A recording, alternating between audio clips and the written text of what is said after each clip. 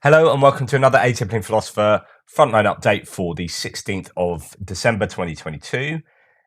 What has been happening overnight? Well, I'll tell you what's happening right now is there's a mass saturation missile attack on lots of Ukraine. Places that are being hit or at least targeted are Kyiv, Kryvyi Rih, Zaporizhia, Dnipro, Kharkiv, Poltava, Vinnytsia. Just a huge amount of ordnance being sent over. There are all sorts of claims going on at the moment. For example, 70 plus missiles, and that was almost an hour ago. Lots have been shot down. So far, the count is around sort of 30, but obviously it's early doors. Some have got through. I understand that Zaporizhia has had at least 12 missiles thrown at it, fired at it. There are even reports now of jets taking off. So most of these have taken off from and flown over the Caspian Sea, over sort of in this direction, and have fired into Ukraine from there. But there are jets apparently taking off from inside Belarus at the moment. Some open source intelligence people have been tracking that, and these jets are likely to be able to carry Kinzhal missiles, for example. So it could be that Belarus is being used also as a springboard to make those attacks. So it is, all the feeds, all the social medias, all the news articles, they're all reporting this at the moment. This is happening right now, and it's just another saturation attack. And you get the sense from a lot of Ukrainian voices that are shouting, saying like every day that the West are dithering or kind of deliberating over whether to give, Storm Shadow in the UK or Patriot in the US, and this and that is an opportunity for Russia to continue to wreak havoc on Ukraine. And so they're saying, please, just get us the stuff. And I know it's difficult when you're asking for things, but the desperation is obviously fairly high for the Ukrainians because these, the subways have stopped in these cities. There are people that are using the subways as bomb shelters. You've got electricity, railway electricity being shut down, and all sorts of problems as per normal with these kinds of attacks. But it is a real challenge for the country, for the spirit of the people, for the economy, to continue to operate under such pressure from Russian civilian infrastructure hits. And at the end of the day, these are clearly civilian infrastructure hits. And even if they have legitimate targets, the fact that they're sending them in with such low circle error probable means that, I think already in Kryvyi Rih this morning, there's been a residential building here and a young girl pulled out of the rubble alive, thankfully. But it's just, I don't know, war crime after war crime, I guess. So the Ukrainian figures for the Russian losses from yesterday, a bit of an uptick: 680 liquidated personnel, 5 tanks, 6 APCs, 3 artillery systems, 4 MLRS, and 4 drones. So the fairly heavy day, certainly on the personnel front. And as I keep saying, the artillery MLRS systems is the number I would say is the most important number after the personnel, possibly even more important personnel.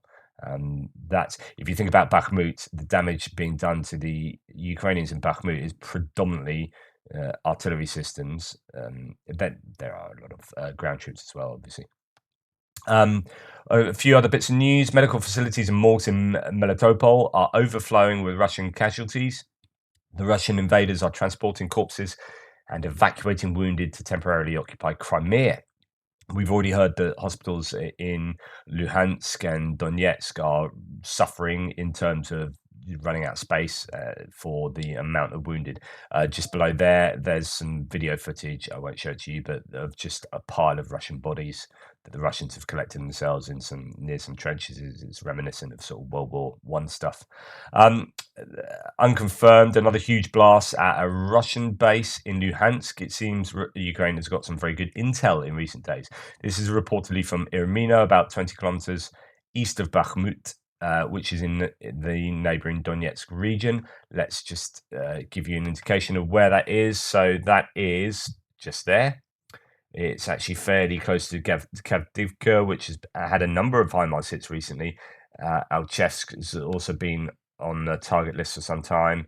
So quite a lot of hits around here. As you can see, it's in an easterly direction from Bakhmut here. And that has had it's quite a significant hit, this actually. So when you see, that looks like quite a big explosion. Actually, if you look at it from further out, a different angle.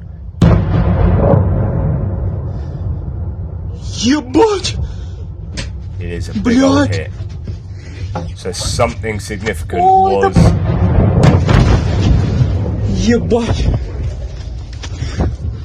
Was hit there. So, who knows, some kind of ammunition, not sure, but a significant hit. And talking about other hits, so this is from Tokmak a couple of days ago, but just a bit more information on the hit on Tokmak. And just to remind you, Tokmak is down by Melitopol and is quite an important logistical hub in terms of roads and rail. It's the railway goes past there, so the Tokmak has been hit quite a bit, and there's thoughts that if Ukraine are to attack down south from this Zaporizhia area, they might look to go through sort of Tokmak. But the claim is that the Ukrainians destroyed up to 10 units of military equipment of various types, and about 180 enemy servicemen were injured. In addition, the work of Russian mobile crematoria in the city of Tokmak is noted. So they've got mobile crematoria there, which indicates that there's a high loss of life. And then just one last thing, Russian Mi-8 has crashed in Ulan-Ude near Baikal Airport in Russia. I don't know if it is like a newly built one that was going to be sold off to somewhere else or something, but it crashed, and I don't think the crew made it either. So that's happened. How that happened, why that happened, not entirely sure, or not sure at all. Anyway, let's get on to the frontline update. As per normal, let's start with the northeast. So Kupiansk down to Svatove-Kreminna. Really not a lot of news at all. I've adapted my maps around the Tavozhanka, Liman Pershi area, right up in the northern area. This is to say that there's a bit of a grey zone where I used to have Ukrainian lines here, all control, and the Russians seem to have control now over Dvorichna and Horobivka, as well as Liman Pershi. So there was a counterattack some time ago, within the last week, of Ukrainians pushing towards Tavozhanka. But I've just adapted that to show that Russians actually control a little bit more, including Vilshana. I used to have that really as a grey zone, these two, Persia, Travani and Vilshana, but I think it looks like Russia do control them.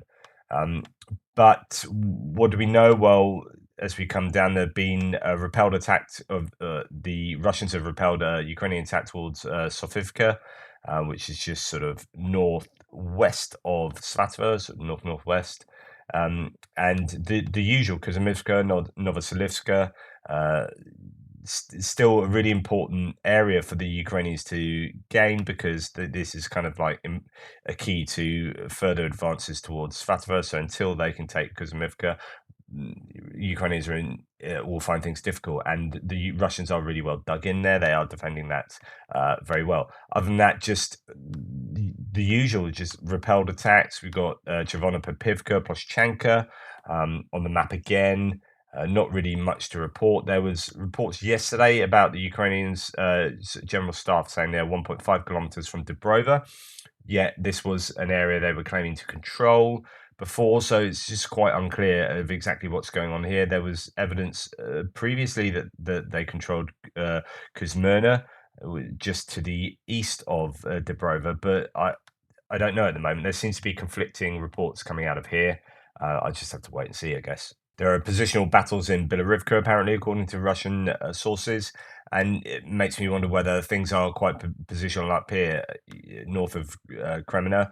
You have, Holikova and Chervonopepivka and Ploshchanka. Just things aren't really moving as they were previously. So I don't know whether the weather has really hemmed in Ukrainian advances. That's a very real possibility. Now, as we come further down south, there is repelled attacks from the Russians. They're pushing quite hard, I believe, near Verkhonokamyanska. and around the Spirina area, even Brestova as well down here. Just repelled attacks all over here as they are pushing down towards this bit of Rivka as well. So on to Bakhmut proper. What can we say? Well, there's been counterattacks from the Ukrainians in Yakovlivka, Vuhledar. There's fighting around Pidoridny, fighting obviously all the places that has been fighting. It's just continually tough around here. Not a lot of news has come out about this forested area just to the north of the Champagne winery and the industrial area here, where there was a lot of fighting yesterday. So know very little about what's going on there, and indeed not a lot of finer granular detail about what areas of the suburban area to the east of Bakhmut is controlled and by whom.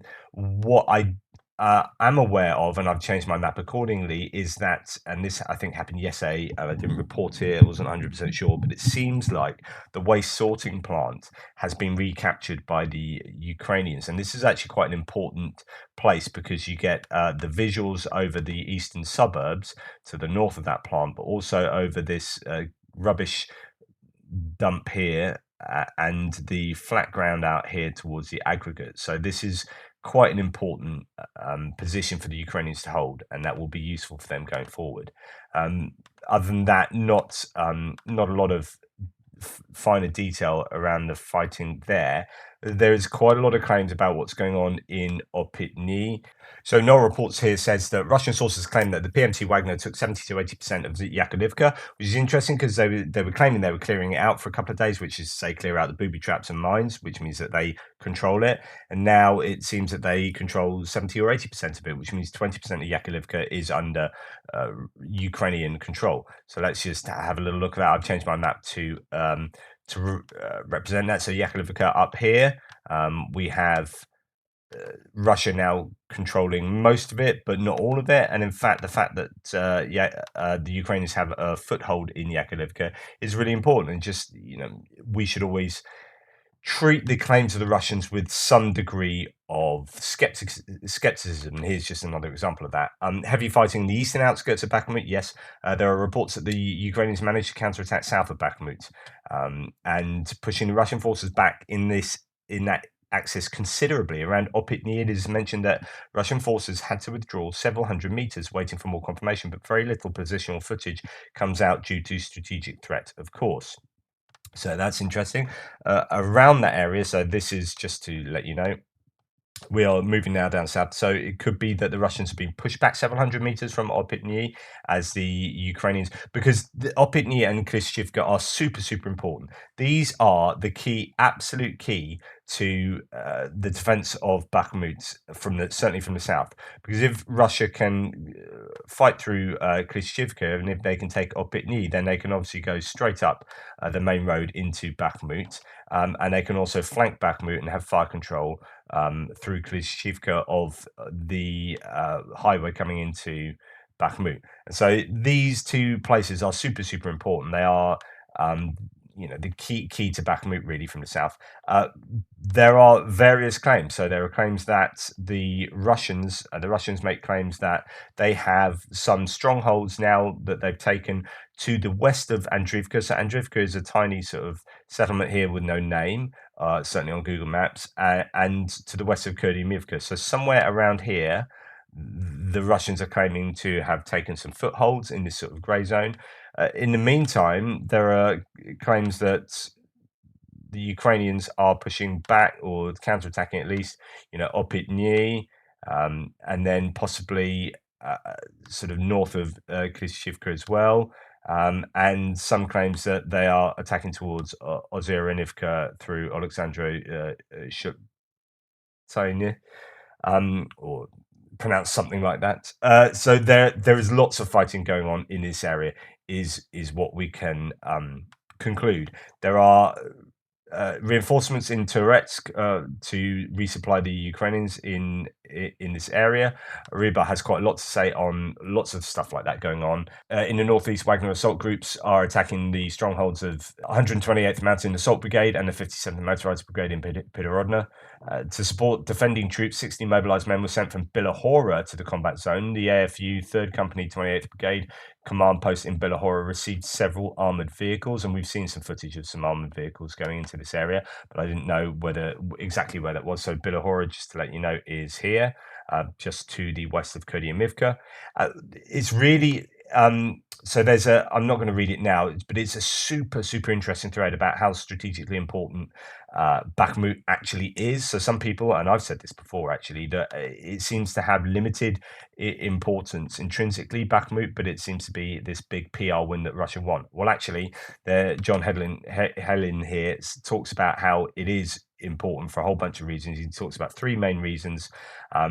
Particularly to do with Seversk up north. So if Russia managed to take, given that the Ukrainians are trying to hit up towards sort of Kreminna up there, so if the Russians manage to take Bakhmut, then actually this would be a stepping stone towards taking Seversk, this open ground behind here, towards Sloviansk, towards Kramatorsk.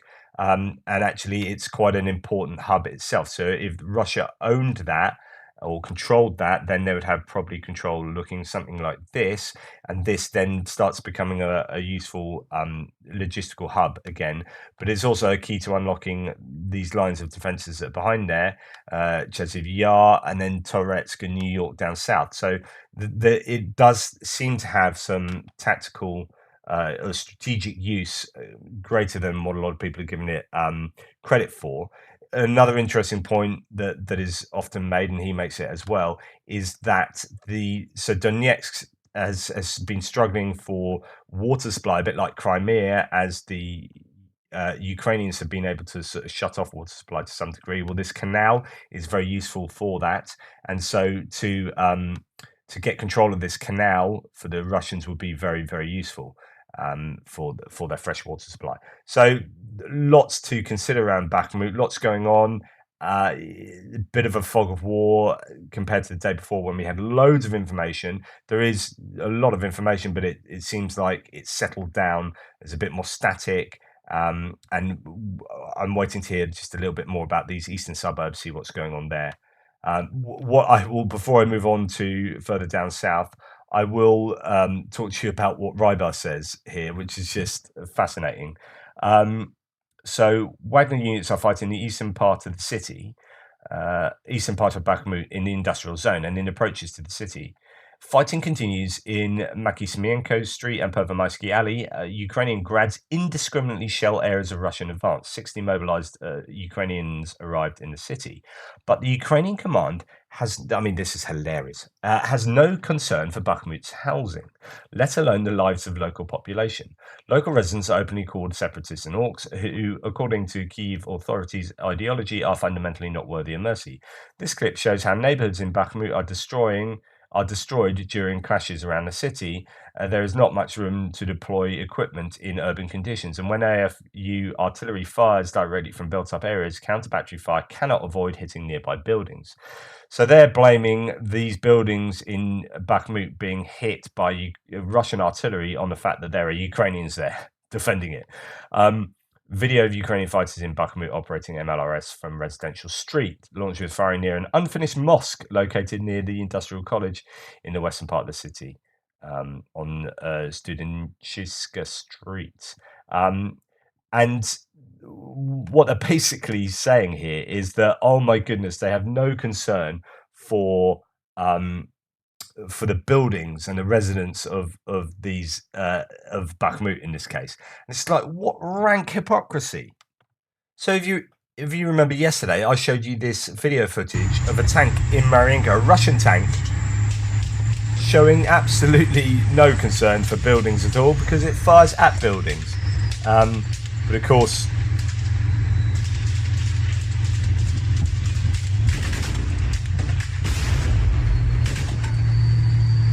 of course, they'll just blame that on the fact that there are Ukrainians there. Yeah, it's Ukraine.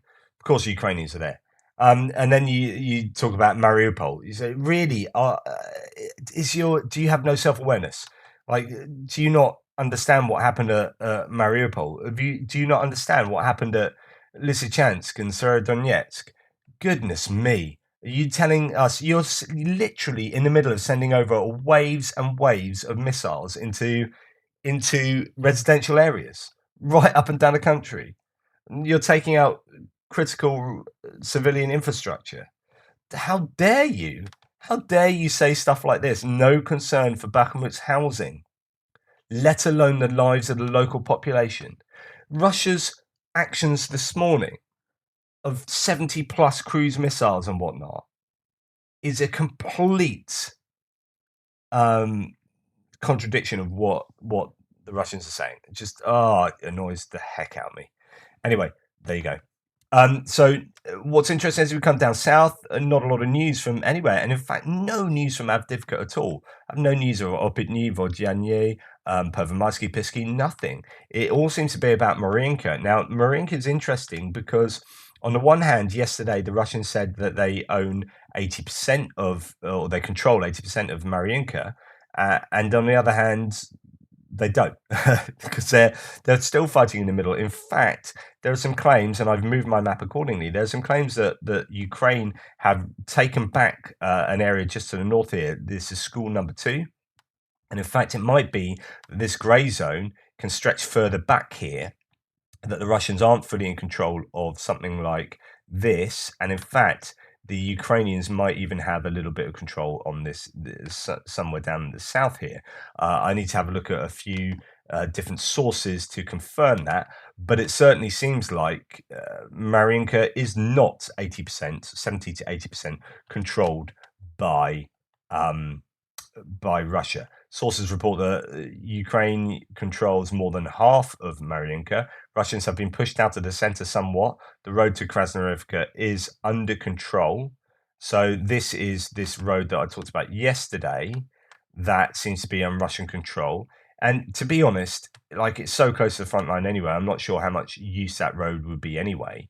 But the further Russians push to the west, the more that the other roads, such as this smaller road, will be under fire control and will be risky to drive down.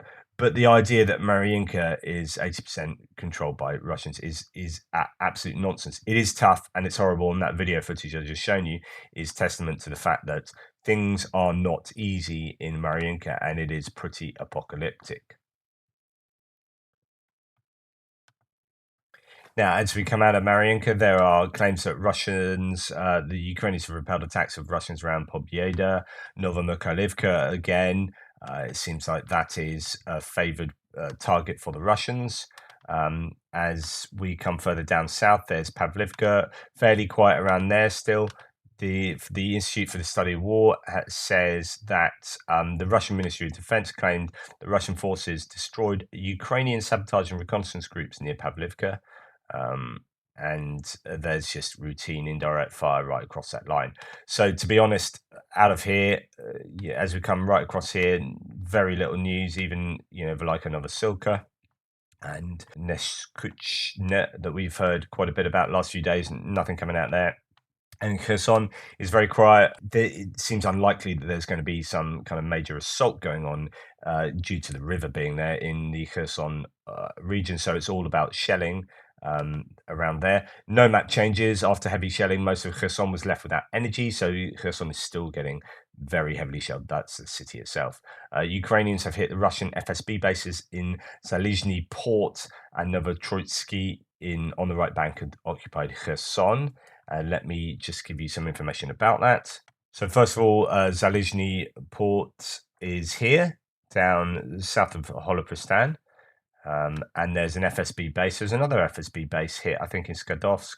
And there's been Lazurna has been hit as well. Well, now Zalizhny Port. And this is video footage just to show you, damaged buildings. There you go. But it's quite substantial. As you can see, other than the buildings there, I'm not really sure of how much damage was done. So, as Noel reports says here, the actual numbers are not yet known yet, and locals said there are dead and wounded FSB employees being hit there. So that is the Frontline update today. Not a great amount of solid information about the different sort of areas. Avdivka is very quiet. Bakhmut certainly is quieter than yesterday, but there's still counterattacks going on, and positional warfare going on up and down the lines. Today, really, it's all been about the missile attacks, another saturation bombing or missile attack on Ukraine, which is causing them no ends of strife and problems going forward. They need lots more air defense systems, but they need lots more offensive systems too. They need a bit of everything. Anyway, thank you so much for your support. If you fancy supporting the channel, there are all the details in the description below, or you can pop along to uasupporter.com/ATP. And if you want to show your support for Ukraine, you can grab some, I don't know, a long sleeve t-shirt if you're a man. I mean, women can wear them too, but these ones are specifically for men because, I don't know, there's a man wearing them. And you can grab one of them and I get a little bit of commission on my channel. But just thanks for being part of this, and I will see you later for the extra video. There are positional battles in Bilorivka, apparently, according to Russian sources, and it makes me wonder whether things are quite positional up here, north of Kreminna. You have, Holikova and Chervonopopivka and Ploshchanka. Just things aren't really moving as they were previously. So I don't know whether the weather has really hemmed in Ukrainian advances. That's a very real possibility. Now, as we come further down south, there is repelled attacks from the Russians. They're pushing quite hard, I believe, near Verkhovno-Mayanska and around the Spirina area, even Brestova as well down here. Just repelled attacks all over here as they are pushing down towards this bit of Rivka as well.